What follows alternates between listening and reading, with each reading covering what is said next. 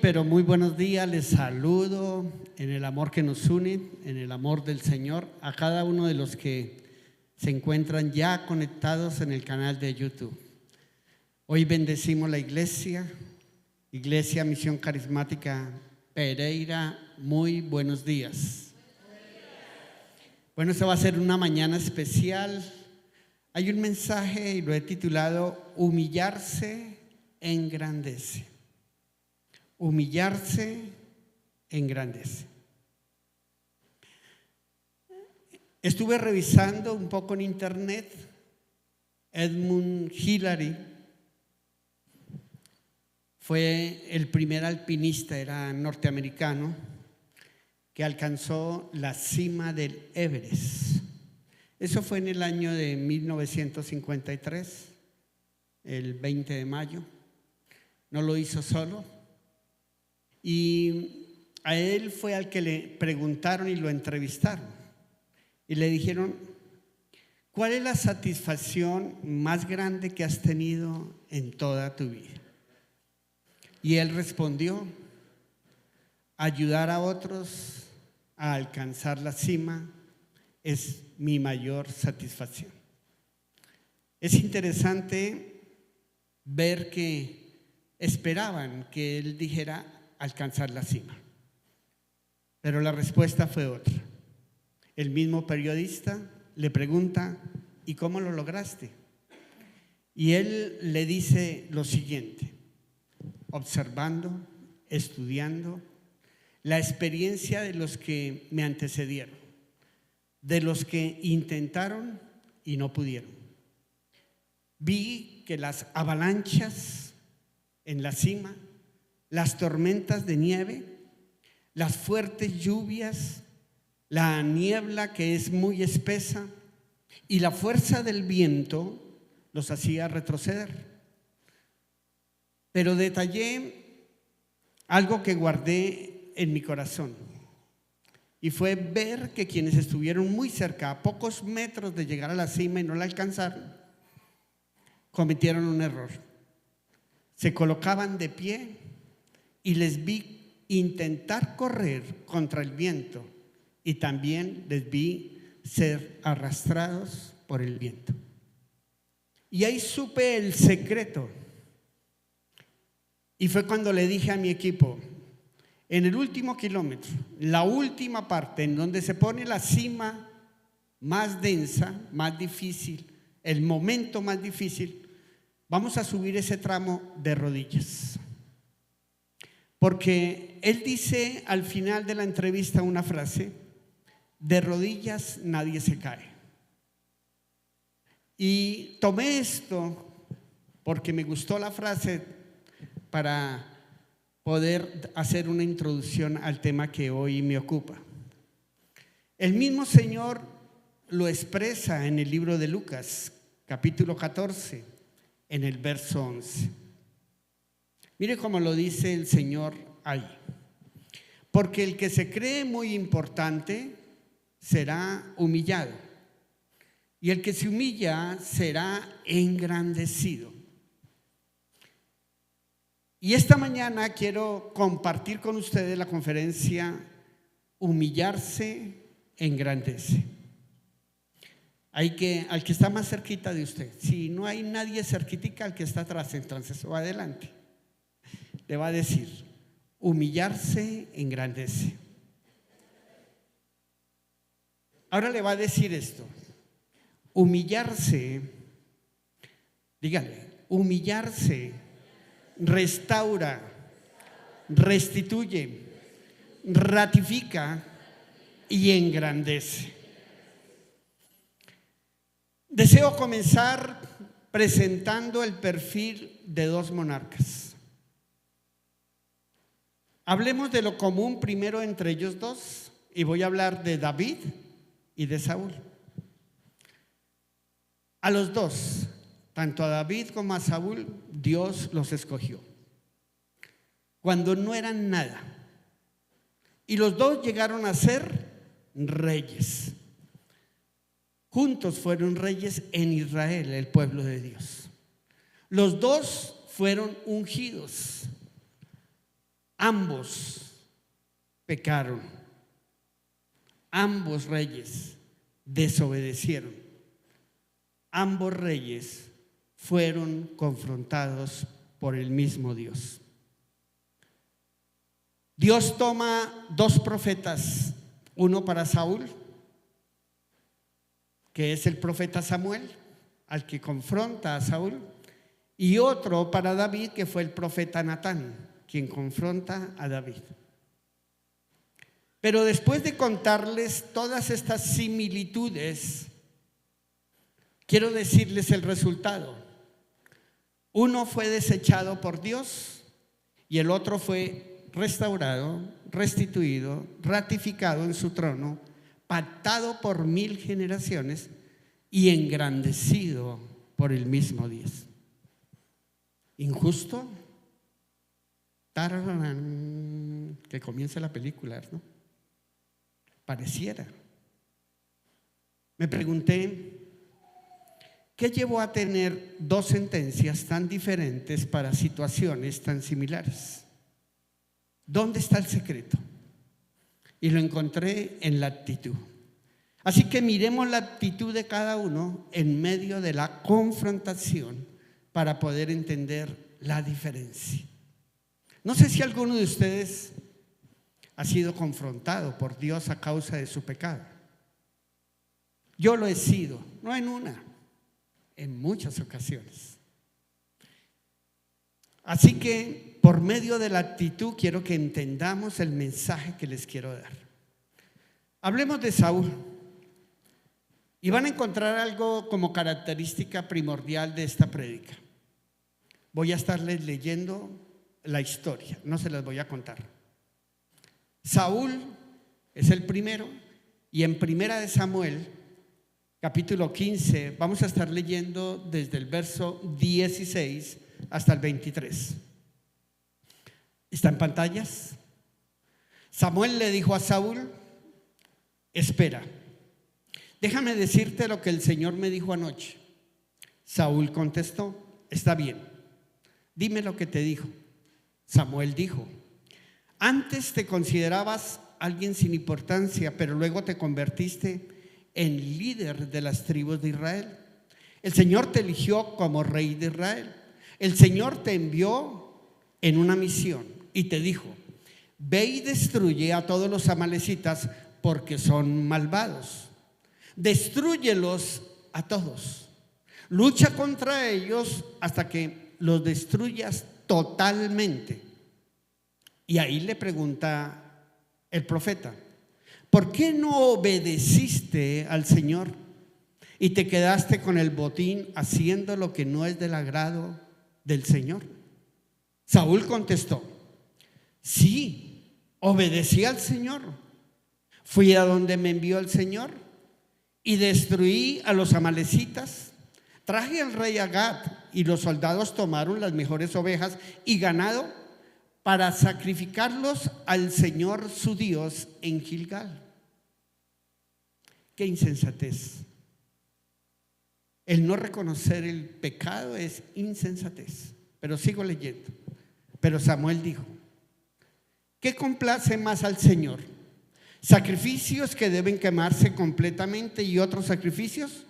¿U obedecer los mandatos del Señor? Es mejor obedecerle que ofrecerle sacrificios. Es mejor obedecerle que que ofrecerle la grasa de los carneros.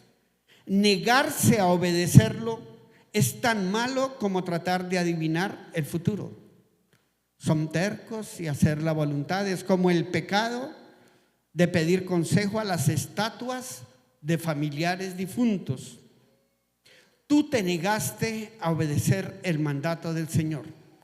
Por eso Él ahora se niega a aceptarte como rey. Verso 26 al 28. Pero el profeta, o sea Samuel, le dijo a Saúl: no regresaré contigo. Rechazaste el mandato del Señor y ahora el Señor te rechaza como rey en Israel. Cuando Samuel se dio la vuelta para irse, Saúl le agarró el borde del manto y éste se rompió.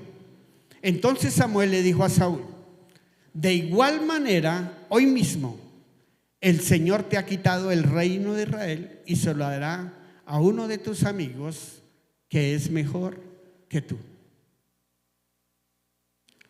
Aquí, entre líneas, está todo dicho. En vez de arrepentirse, en vez de confesar que había fallado, en vez de decir, sí, traje algunas cosas de Amalek, prefirió decir, si el profeta de Dios, y esto lo hizo Saúl, si el profeta de Dios no me va a acompañar a adorar a Dios, pues como en Endor hay una divina, una bruja, iré allí para que ella me hable. Y sale de ahí a consultar a esa bruja. Y en 1 Samuel 16:1,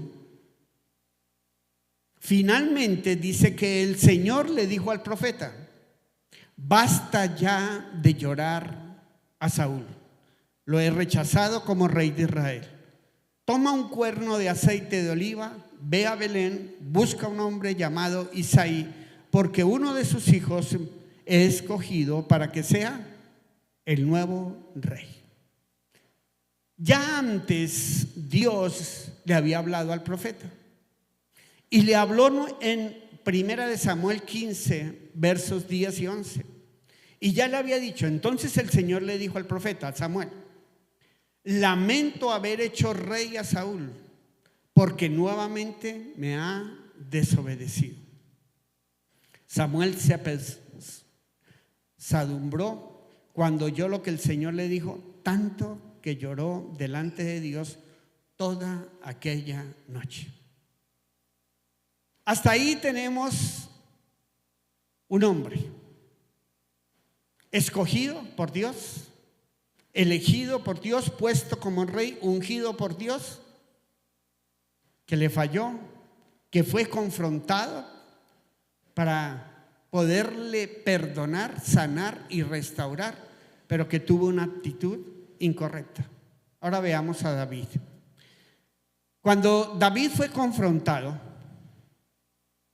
el profeta Natán le dice: ¿qué le haría rey David a un hombre que tiene un montón de corrales y dentro de ellos muchísimas vacas y ovejas, y su pobre vecino no tiene sino un solo corralito con una ovejita, y el hombre rico codicia la ovejita, la mata y come de ella? Eso le dijo el profeta Natán. Y mira la respuesta de David. David se enojó tanto, eso está en 2 Samuel 12, versos 5 al 9. David se enojó tanto contra el hombre rico que le dijo a Natán: tan cierto como que el Señor vive, que el que hizo eso merece la muerte. Debe pagar 4 veces el valor de la oveja por haber cometido este acto terrible y no haber tenido piedad.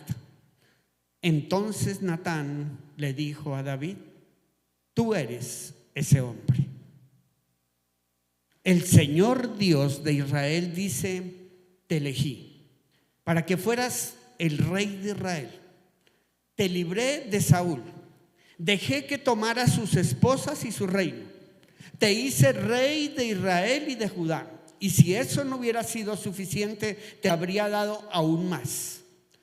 ¿Por qué entonces ignoraste mi mandato e hiciste lo que me desagrada? Dejaste que los amonitas mataran a Urías el hitita para quedarte con su esposa. Es como si tú mismo lo hubieras matado en batalla. Y de inmediato, verso 13, David dice: entonces David reconoció ante Natán diciendo: he pecado contra el Señor. Natán le dijo a David: el Señor te perdonará incluso este pecado, no morirás. Pero de ahí, de ese momento y de esa confrontación, nace en el corazón de David escribir el Salmo 51. En ese instante, él escribe: ten compasión de mí, Dios mío, conforme a tu fiel amor, conforme a tu gran misericordia.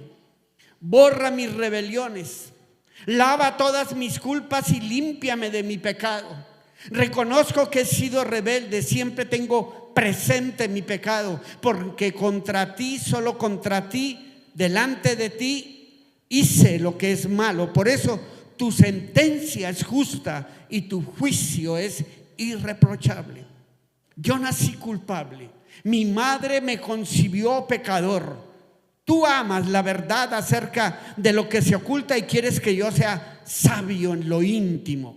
Purifícame con hisopo de olor agradable y quedaré limpio. Lávame y quedaré más blanco que la nieve. Hazme sentir felicidad y alegría, que se alegren los huesos que has quebrantado. Aparta tu vista de mis pecados y borra toda mi maldad. Dios mío, crea en mí un corazón limpio. Una vez más quiero ser fiel en mi espíritu. No me alejes de ti, ni me quites tu Santo Espíritu. Hazme sentir de nuevo la alegría de tu salvación y que me sostenga tu espíritu que me guía. Les enseñaré a los rebeldes tus caminos y los pecadores se volverán a ti. Dios mío, mi Dios Salvador, merezco la muerte, pero no me castigues. Y gritaré de alegría que eres justo. Señor, abre mis labios y te cantaré alabanzas. A ti no te complacen las ofrendas ni los sacrificios que deben quemarse completamente. Si así fuera, yo te los ofrecería. Los sacrificios a Dios son un espíritu quebrantado. Tú no despreciarás al de corazón humilde y arrepentido. David se humilla delante de Dios. Y déjeme parafrasearle un poco esto. Porque cuando se humilla, Dios le dice: ahora, por haberte vuelto a mí de todo corazón, serás ratificado en el trono y no faltará hijo ni hijo de tus hijos, escúcheme bien, que yo no mantenga en el trono sobre mi pueblo Israel. La gran diferencia entre uno y otro: humillarse. Un corazón contrito y humillado, lo dijo David, no lo desprecia el Señor. Humillarse. Ahora veamos cómo termina la historia de los dos reyes. Saúl. Primera de Samuel 31 del 1 al 6. Los filisteos pelearon contra Israel y los israelitas salieron huyendo. ¿Sabe esta pelea que está hablando aquí? ¿De qué estaba hablando? De la dirección que le dio la bruja cuando él fue a buscarla. No fue una dirección de Dios. Él entró en una guerra donde no estaba Dios. Y sigue diciendo: muchos israelitas murieron en el monte Gilboa. Entonces los filisteos se dedicaron a perseguir. ¿A quién? A Saúl. ¿A quién más? Y a sus hijos, logrando matar a Jonatán, el amigo amado de David, usted lo recuerda, a Abinadab, a Malquisua. La batalla se puso cada vez peor para Saúl y los arqueros lo alcanzaron a herir gravemente con sus flechas. Entonces Saúl le dijo a su escudero: toma la espada y mátame, para que esos paganos no vengan a hacer burla de mí. Pero el escudero de Saúl tuvo miedo y se negó a matarlo. Así que Saúl tomó su propia espada y se mató a sí mismo. Suicidio. El mismo Saúl. Al ver que Saúl estaba muerto, el escudero se atravesó con su propia espada y murió junto con Saúl. Y así fue como murieron Saúl, sus 3 hijos, su escudero y el ejército de Israel. Consecuencia de altivez, de orgullo, de desobediencia. Después que Saúl consultó a la bruja, Dios le dijo: no me agrada lo que haces, porque brujería y rebelión es lo mismo. Pero Saúl siguió las instrucciones de la bruja. Saúl terminó en una guerra sin Dios, que lo llevó al suicidio y lo involucró también a sus generaciones. Maldijo a sus hijos, también maldijo a su propio escudero y aún el ejército que Dios le había dado. La rebelión, la idolatría, la obstinación retiran siempre la mano de Dios. Sé que Dios está hablando muy fuerte en esta mañana, porque no nos damos cuenta cómo desaparece la cobertura, cómo el escudo protector ya no está, cómo la gracia se esfuma, porque alejarse de Dios después de pecar nunca traerá nada bueno. Aquí nos enseña el Señor que este no es el plan de Dios para ninguno de nosotros. Este no es el plan de Dios contigo. Lo que le pasó a Saúl y a su familia no es para repetirlo en nuestra historia, no es para nosotros. Porque los planes de Dios son otros. Jeremías 29:11, que dice: sé muy bien lo que tengo planeado para ustedes, dice el Señor. Son planes para su bienestar, no para su mal. Son planes de darle un futuro y una esperanza. No te alejes de Dios. Humíllate y serás prosperado. ¿Cómo termina David? David nos da respuestas a nosotros qué hacer cuando somos confrontados por el pecado. Si hemos tomado malas decisiones, si algún día rechazamos la palabra, si algún día negamos la fe delante de amigos o de familia, si se decidió entrar a juzgar la obra de Dios y las autoridades de Dios, todo eso es pecado. Pero la respuesta está escrita. ¿Cuál es la respuesta? Segunda de Crónicas 7:14. En Reina Valera dice: si se humillare mi pueblo. Pero voy a leer esta versión que me encanta. Y si mi pueblo, que se identifica usando mi nombre, se humilla, ora, me busca y abandona su mala conducta, entonces yo lo escucharé desde el cielo, perdonaré sus pecados y restauraré el bienestar de Colombia. Eso está escrito. ¿Quiere repetirlo conmigo? Antes de colocarme ese verso, dejémoslo ahí. ¿Quiere decirlo usted en voz alta? A ver, 1, 2 y 3.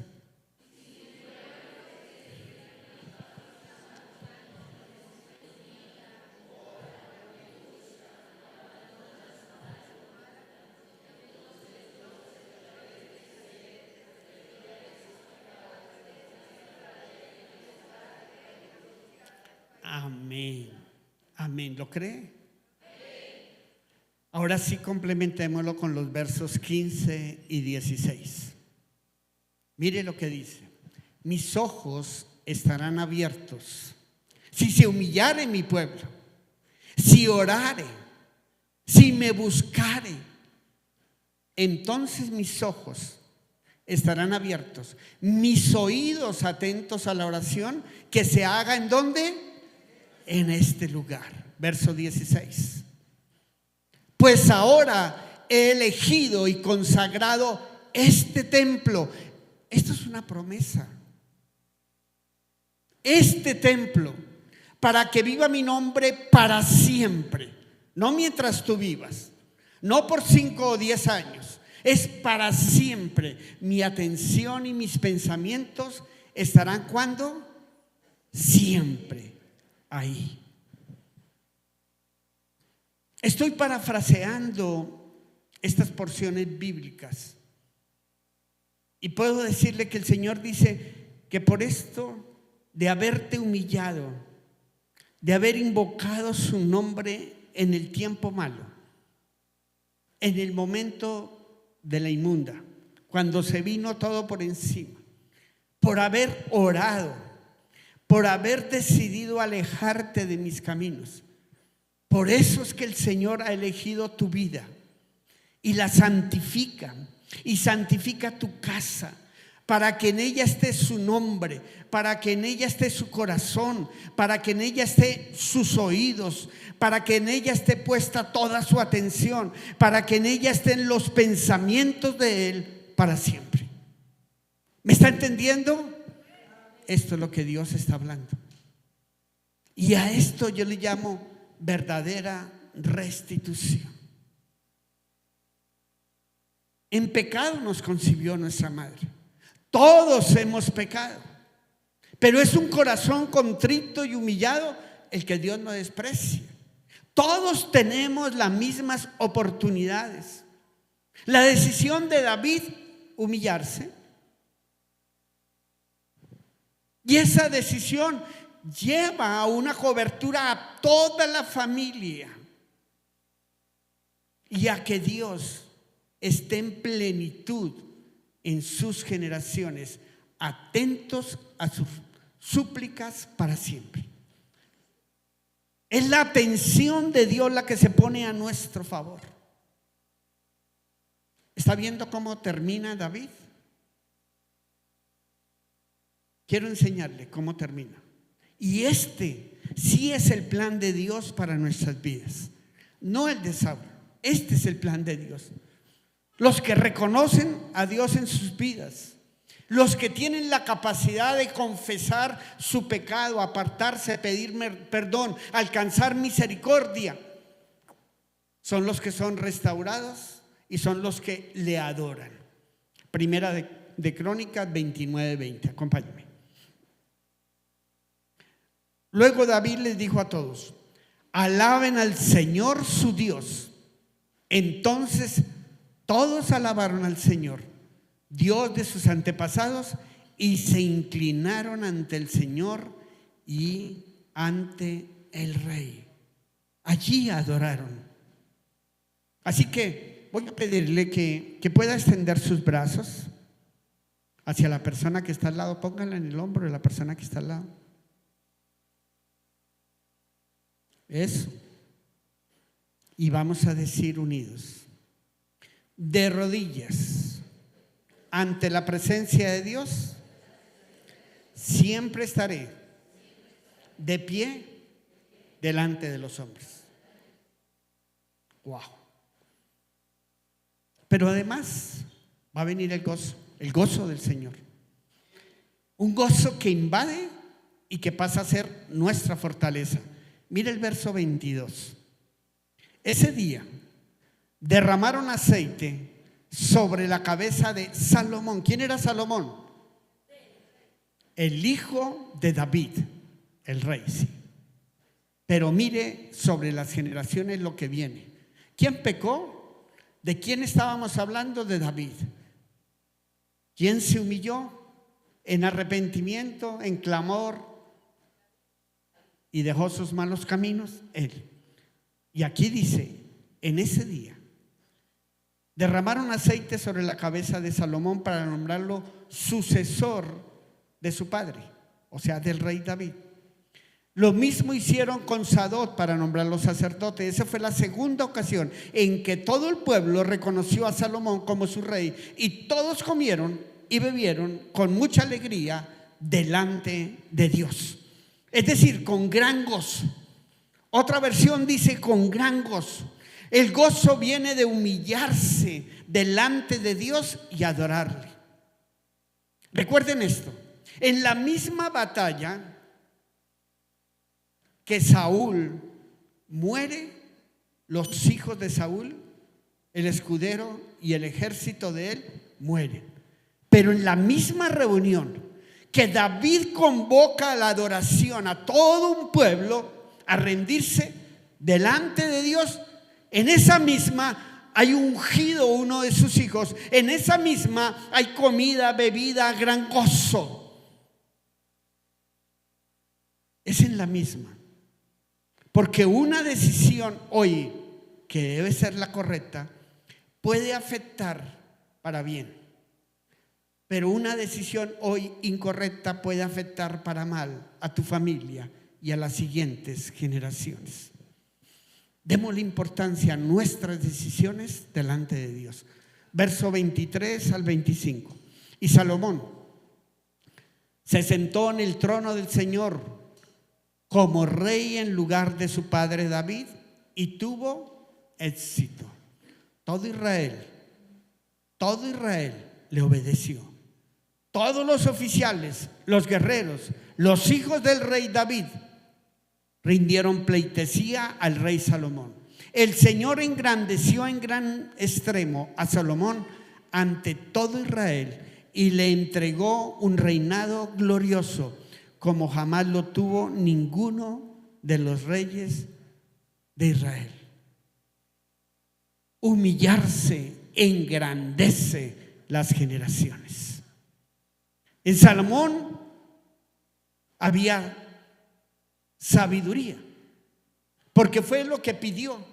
El Señor le dijo a través del Salmo 2: pídeme y te daré por herencia las naciones de la tierra. Y él pidió sabiduría para gobernar un pueblo. En él había sabiduría, pero no fue lo único. Dios le dijo: no solamente porque has pedido sabiduría te daré sabiduría, sino que te añadiré todo lo demás. El hombre más rico y próspero de la tierra. Mucha autoridad, como lo dice esta porción de la palabra. Si comparamos en este momento la gloria actual del más grande y ostentoso palacio del mundo, dicen los eruditos, no alcanza a ser la 10ª parte de lo que fue el esplendor del templo de Salomón. David no había sido perfecto, pero él hace que su corazón sea conforme al corazón de Dios, humillándose. Muchos quieren el secreto, ahí está. Yo quiero tener un corazón conforme al corazón de Dios. Humíllese a diario delante de su presencia. Miremos el verso 26 y 27.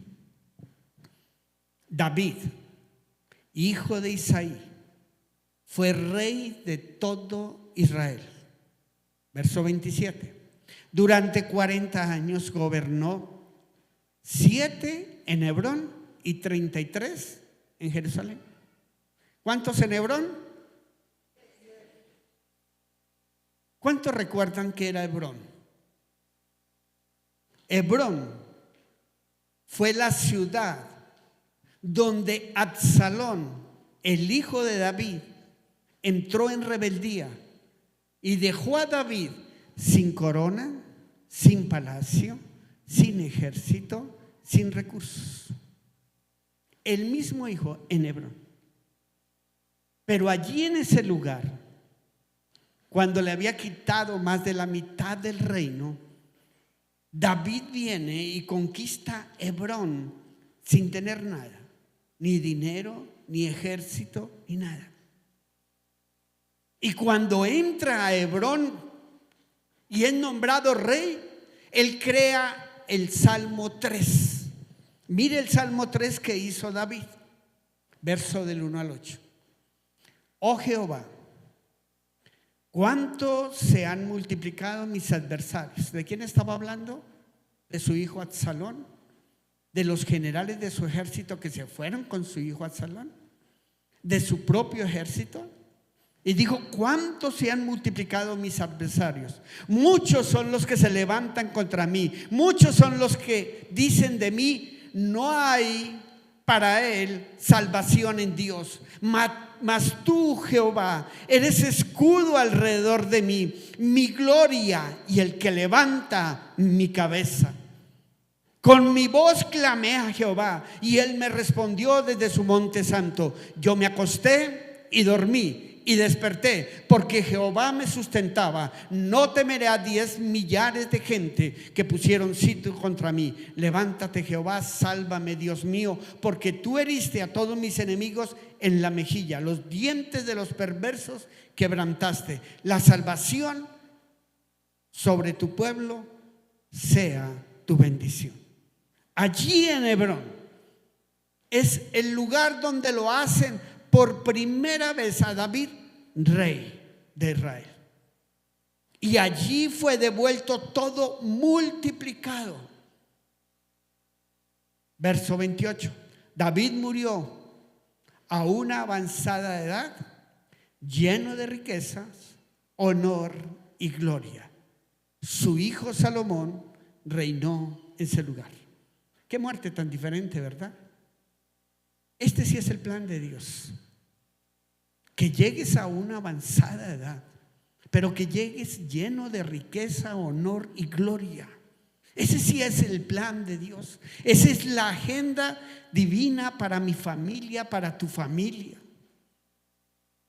Una vejez, una buena vejez, se logra solo cuando tu corazón y el de Dios están reconciliados.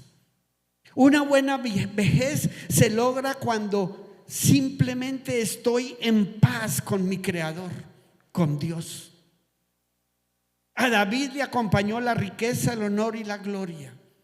Todo se lo devolvió Dios.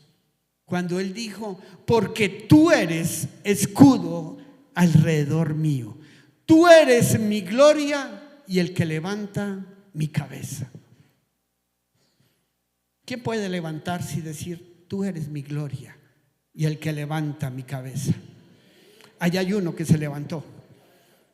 Así es, Él es tu gloria y Él es el que levanta tu cabeza. ¿Hay alguien más? Usted puede levantarse y decir: mi inteligencia no es mi gloria.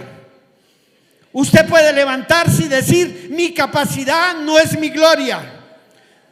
Usted puede levantarse y decir: mis finanzas no son mi gloria. Mi profesión no es mi gloria. Lo que soy, lo que represento no es mi gloria. Tú eres mi gloria y el que levantas mi cabeza. Denle ese aplauso al Señor. Y yo sé que sus hijos y los hijos de sus hijos recibirán ese legado. Eso es lo que viene en la convención, un legado. Dios nos va a mostrar todo lo que va a entregar al que está encaminado en la palabra de Dios. Y cómo sus hijos tendrán sus palabras que están en su boca, su espíritu que Dios ha colocado, porque ese es el plan de Él. Y ahí, estando de pie, vamos a iniciar este tiempo de oración. Yo les voy a hacer una invitación. ¿Usted cree que sea necesario? Porque esta palabra es del Espíritu. Esta mañana creo que deben acercarse al altar y humillarse. Esa es mi invitación. Que sea una mañana de reconocer a Dios, porque será un tiempo de arrepentimiento.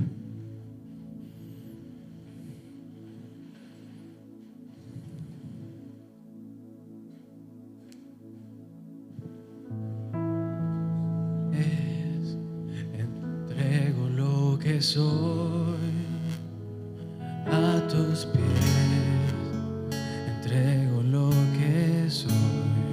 Vas a estar en esta adoración levantando su voz.